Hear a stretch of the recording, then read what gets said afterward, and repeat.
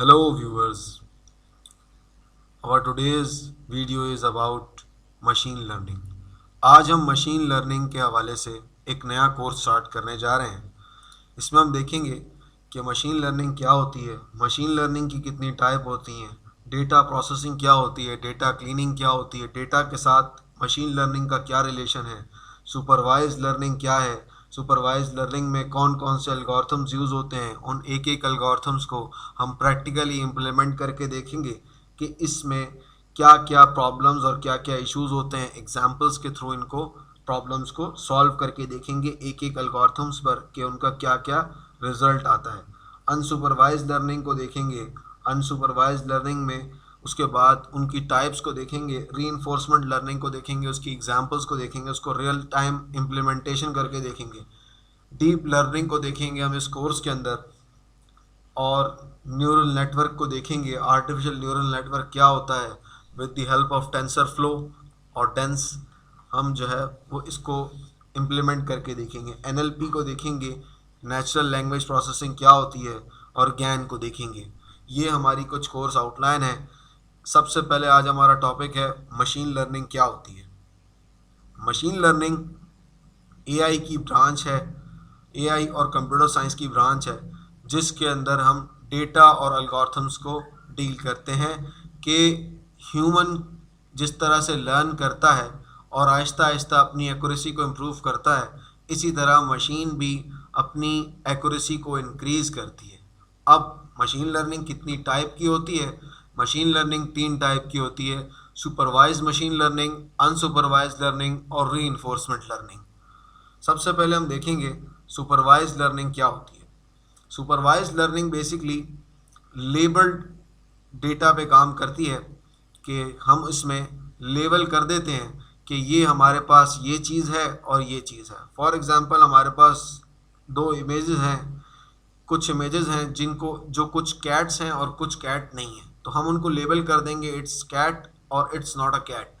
तो उसके ज़रिए से हम डेटा को डिवाइड करते हैं, ट्रेनिंग डेटा और टेस्टिंग डेटा में। पहले हम उस डेटा पे ट्रेन करवाते हैं, फिर टेस्ट करवा कर हम मॉडल को डिप्लॉय करते हैं। अब इसके अंदर ए टू बी मैपिंग की बात की जाती है। ए टू बी यानी ए इनपुट हमारे पास होता है और बी आउटपुट होता है। इसमें इनपुट और आउटपुट दिया जाता है, इस बिहाफ पर मशीन अपनी एक्यूरेसी जनरेट करती है और आहिस्ता आहिस्ता लर्न करना शुरू कर देती है और अपनी एक्यूरेसी इंक्रीज कर देती है। अब मशीन लर्निंग किस तरह से काम करती है यहाँ हमें पिक्चोरियल व्यू में दिख रहा है। हमारे पास एक एग्जांपल है शेप्स की। यहाँ पर हमारे पास हेक्सागोन, ट्रायंगल और स्क्वायर्स हैं। ये लेबल्ड हैं हमारे पास डेटा। 3 लेबल कर दिए हमने 3 इमेजेस को, और डिफरेंट साइजेस के फॉर एग्जांपल हमने शेप्स दे दी। कुछ ट्रायंगल्स बड़े हैं, कुछ छोटे हैं, पर हमने एक एक से हमने इसको लेबल कर दिया कि ये चीज़ है, ये चीज़ है। अब ट्रेनिंग स्टार्ट हो गई, ट्रेनिंग स्टार्ट हो गई मॉडल की। मॉडल ट्रेनिंग की तरफ चला गया, मॉडल ट्रेन होगा सबसे पहले, और फिर वो प्रेडिक्शन की तरफ जाएगा। तब हम उसको टेस्टिंग डेटा देंगे, और वो टेस्टिंग डेटा लेने के बाद फिर हम उसको डिप्लॉय करेंगे, और डिप्लॉय करने के बाद जब हम उससे पूछेंगे, कोई शेप देंगे, तो वो बताएगा कि ये स्क्वायर है, ये ट्रायंगल है, या ये हेक्सागोन है। ये सुपरवाइज लर्निंग कुछ इस तरह से काम करती है। इसको अगर देखा जाए तो हमारे पास सुपरवाइज लर्निंग जो है वो लर्न हमेशा इस तरह करती है कि ट्रेनिंग प्रोसेस जब कंप्लीट हो जाता है तो जो टेस्टिंग डेटा होता है वो बेसिकली ट्रेनिंग डेटा का ही सबसेट होता है, और वो आउटपुट प्रेडिक्ट करती है। फिर अब उसको इनपुट और आउटपुट दोनों दे दिया हमने शेप्स भी प्रोवाइड कर दी, और ये कौन कौन सी शेप्स होती हैं यही बता दी। अब वो खुद ब खुद प्रेडिक्ट करेगा हमारे लेबल डेटा में से, जो डेटा हमने दिया हुआ है, कि आया ये कौन सी चीज़ है। अब सुपरवाइज लर्निंग के कुछ एल्गोरिथम्स होते हैं। वो एल्गोरिथम्स 2 मेजर प्रॉब्लम्स में डिवाइड हो जाते हैं। एक हमारे पास रिग्रेशन है, दूसरी हमारे पास क्लासिफिकेशन है। सबसे पहले हम रिग्रेशन को देखेंगे। रिग्रेशन बेसिकली 2 वेरिएबल के बीच का जो है वो हमारे पास 2 वेरिएबल्स होते हैं। रिग्रेशन एक इनपुट वेरिएबल, एक आउटपुट वेरिएबल, इन दोनों के बीच का जो रिलेशन होता है वो कहलाता है रिग्रेशन। इसमें कंटिन्यूस प्रेडिक्शन होती रहती है। जैसे कि हमने पहले शेप्स की बात की, अब वो शेप्स बार बार जो है वो उसको इसके अंदर डेटा बेसिकली कम कंटिन्यूस डेटा हमारे पास आता है, जिससे जैसे हमने यहाँ पर एग्जांपल्स का जिक्र किया वेदर फोरकास्टिंग और मार्केट ट्रेंड्स। अब हमारे पास वेदर चेंज होता रहता है, by the time being time के साथ साथ वेदर चेंज होता रहता है। तो इस सूरत में हम रिग्रेशन की प्रॉब्लम से हम इसको सॉल्व करेंगे अगर हमें वेदर फोरकास्ट करवाना है तो। अब रिग्रेशन के कुछ एल्गोरिथम्स हैं जो कि सुपरवाइज्ड लर्निंग के अंदर लाई करते हैं। उसको linear regression, regression tree, non linear regression, बाइस लीनियर रिग्रेशन कहलाती है। अब हमारे पास क्लासिफिकेशन आ जाती है। क्लासिफिकेशन जो है बेसिकली हमारा क्लासिफिकेशन जो है वो जो है वो दो चीज़ों पे काम करती है, यस या नो। अब या तो वो चीज़ ट्रू होगी या फॉल्स होगी। क्लासिफिकेशन ट्रू और फॉल्स पे काम करती है। अगर हम एग्जांपल लेते हैं कि हमारे पास जो है वो कुछ डेटा रिक्वायर्ड है हमें, क्या आया वो डेटा हम कहेंगे, अब वो प्रिडिक्ट करना चाह रहे हैं कि आया ये चीज़ जो है वो सही है या गलत। कोई बात मैं सेंटेंस कहता हूँ, वो सेंटेंस सही है या गलत, अब उसकी ग्रामर सही है या गलत, क्लासिफिकेशन सिर्फ हमें ये बताएगा आइदर इट्स ट्रू और आइदर इट्स फॉल्स। क्लासिफिकेशन के अंदर कुछ एल्गोरिथम्स हैं जिसको हम अपने फर्दर लेक्चर के अंदर डिस्कस करेंगे जब हम आगे अपने वीडियोस के अंदर आगे बढ़ेंगे, और जब प्रैक्टिकल इम्प्लीमेंटेशन करेंगे तो हम एक एक एल्गोरिथम्स को सॉल्व करके देखेंगे कि ये एल्गोरिथम कौन सा एल्गोरिथम कहाँ इम्प्लीमेंट होता है और क्यों इम्प्लीमेंट होता है, इसकी मैथमेटिक्स क्या होती है। रैंडम फॉरेस्ट को देखेंगे सबसे पहले, फिर डिसीजन ट्री हमारे पास आ जाता है, लॉजिस्टिक रिग्रेशन आ जाता है, और एसवीएम यानी सिंपल वेक्टर मशीन हमारे पास आ जाती है क्लासिफिकेशन के अंदर। अनसुपरवाइज मशीन लर्निंग हमारे पास मशीन लर्निंग की एक टाइप है, पर यहाँ पर अनलेबल्ड डेटा होता है। हमें अनलेबल्ड डेटा दिया जाता है, हमें नहीं पता होता कि यानी कि हम जब मशीन को डेटा देते हैं तो उसे नहीं पता होता कि वो डेटा किस तरह का होगा, आया वो डेटा जो है वो उसमें क्या है, उस डेटा के अंदर उसको हम इनिशियली लेबल नहीं करके देते। और ये डेटा जो है बेसिकली डेटा पॉइंट्स में डिवाइड होता है, डिफरेंट डेटा पॉइंट्स होते हैं वो। अब इसकी एक एग्जांपल इस तरह से देखते हैं कि कैट और डॉग की हमने इसको पिक्चर्स दे दी। अब अनलेबल्ड डेटा जो है वो कैटेगराइज्ड नहीं है, वो लेबल डेटा कैटेगराइज था। यहाँ पर हम क्लस्टर्स की बात करेंगे, यहाँ पर हम डेटा को नियरेस्ट डेटा पॉइंट्स के क्लस्टर्स बना लेंगे।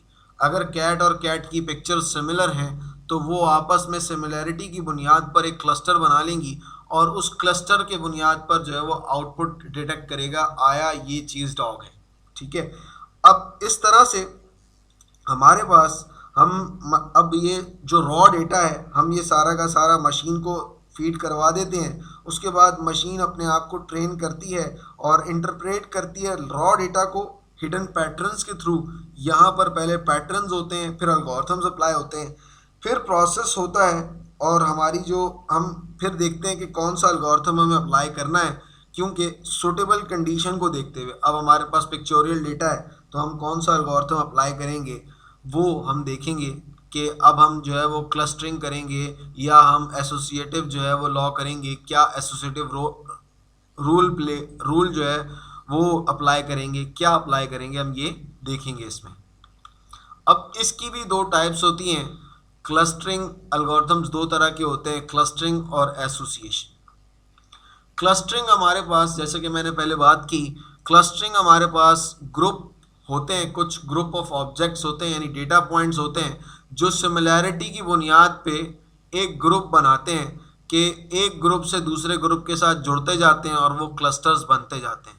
क्लस्टर्स इस तरह हैं, जैसे क्लस्टर की बेहतरीन एग्जांपल हमारे आसमान में तारे हैं, तो वो तारे एक दूसरे के करीब करीब डॉट्स की तरह होते हैं। बिल्कुल ऐसे ही कंसीडर करें एक एग्जांपल के तौर पे कि वो डॉट्स हमारे पास डेटा पॉइंट्स हैं और वो जब एक जगह पर एक शेप क्रिएट कर लेते हैं तो वो क्लस्टर कहलाती है। तो इसी तरह यहाँ मशीन लर्निंग में भी ऐसा ही होता है, वो सिमिलैरिटी की बुनियाद पे उन ऑब्जेक्ट्स को, उन डेटा पॉइंट्स को एक साथ गैदर कर लेते हैं और कॉमन जो चीज़ें होती हैं उसके अंदर से वो निकल जाती हैं। इस तरह से हमारा डेटा कैटेगराइज्ड हो जाता है अनकैटेगराइज्ड से।